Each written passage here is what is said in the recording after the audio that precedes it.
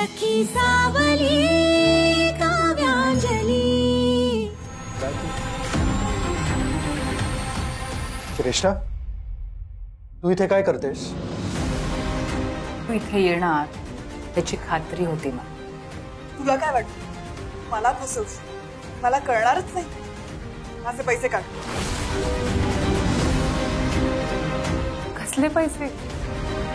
कुठल्या पैशांबद्दल बोलतेस तू? मला नाही माहिती। तुझं हे नाटक बंद कर। मला कळलंय तूच फसवलंयस मला। त्या नंबरवरून मला कॉल आला होता, तो नंबर तुझा आहे कळलंय मला। माझे पैसे काढ आत्ताच्या आत्ता। अच्छा अच्छा, म्हणजे तेवढी अक्कल आहे तुला तर? पण तुला काय वाटलं तो नंबर तू शोधून काढलायस? गैरसमज आहे। उलट तुला कुणी फसवलंय हे तुला कळावं म्हणून मुद्दाम त्या नंबरवरून फोन केला होता।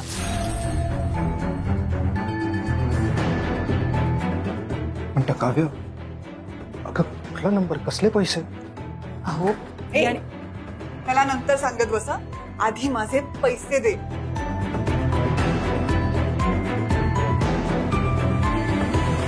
नाही येत माझ्या। नाही? एक मिनिट काव्य, कुठले पैसे? काय बोलते? मी सांगते ना, तुझ्या बायकोनी माझ्याशी खोटं बोलून मला एका खोट्या स्कीम मध्ये अडकवून माझ्याकडनं 5 लाख रुपये काढून घेतले। अरे हो घेतलेत मी। या बाईने आयुष्यभर फसवणूक केली तुमची। वेळोवेळी तुमच्याकडून पैसे उकळत राहिले। जेव्हा तुमच्याकडे नोकरी नव्हती तेव्हा सुद्धा तुमचं क्रेडिट कार्ड वापरून तुम्हाला फसवून तुमचे पैसे वापरत राहिली। हे पैसे वसूल करणाऱ्यांनी आपल्याला किती त्रास दिला तुम्हाला आठवतंय ना? आणि तुम्ही जेव्हा हिच्याकडे पैसे परत मागायला गेलात तेव्हा सुद्धा तुमचा अपमान केला। हिला ना चांगला धडा शिकवायची गरज होतीच। म्हणून मग मी आणि अंजलीने नाटक करून हिला एका प्लॅन मध्ये फसवलं आणि हिच्याकडून ते पैसे काढून। हेच नाटक तुला खूप महाग पडणार आहे। पोलीस कंप्लेंट करणार आहे मी, बघतो। बर कर, मी तर म्हणते तू करच पोलीस कंप्लेंट। म्हणजे काय होईल, ते स्वतःच सगळ्या गोष्टींची चौकशी करतील ना। मग कळेल कोणी कोणाला फसवलंय, कोण खोटं बोललंय, हो की नाही? करतो पोलीस। आणि हो मला एक सांग, ते पैसे आम्हीच घेतले याचा काय पुरावा आहे ग तुझ्याकडे? आहे कुठला पुरावा तुझ्याकडे? उलट तुझी सही असलेले लेटर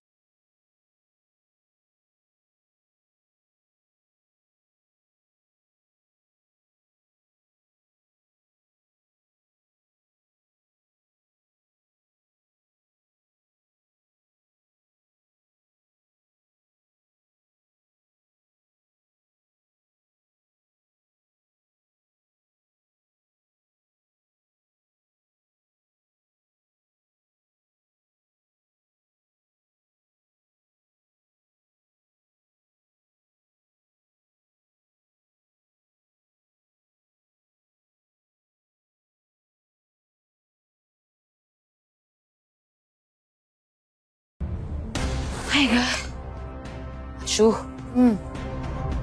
त्या घड्याळाचे चांगले पैसे आले ग। कुठलं घड्याळ? असं काय करतेस? नाही का प्रीतमच्या खोलीतून उचललेलं ते घड्याळ? बरे पैसे मिळाले त्याचे। मी ना तेच पैसे त्या गुरुजींना उचलून दिले। त्यांना म्हटले पैसे घ्या आणि गावी जाऊन राहा थोडे दिवस, आपल्या डोक्याला ताप नको नाही का? आशू, मी माझं काम केलं। हे काय तुला सांगितलेलं कामाचं काय? हो ग, मी केलंय। मी सगळ्या वस्तू जमा केल्यात। काय सांगते गुणी बाळग? ते काय काय केलं दाखव। थांब दाखवते। कुठे ठेवलं? लपून ठेवलंय। अगो बाई आशू, एवढं डोकं चालवलंस? मग काय?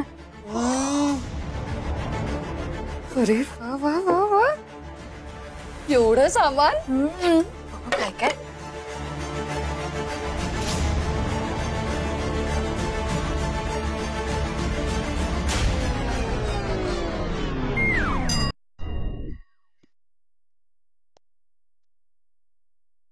काय या टिल्लू पिल्लू वस्तू घेऊन काय भातुकली खेळायचे?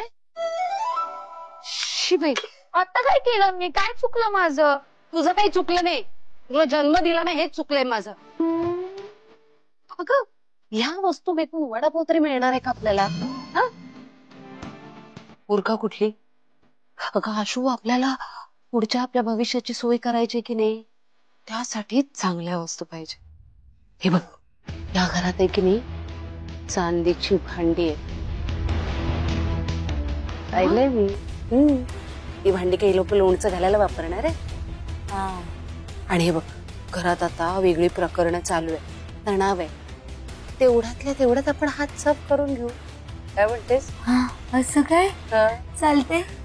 चल आता हे सगळं जागेवर नेऊन ठेव आणि चांगल्या वस्तू उचल. हो.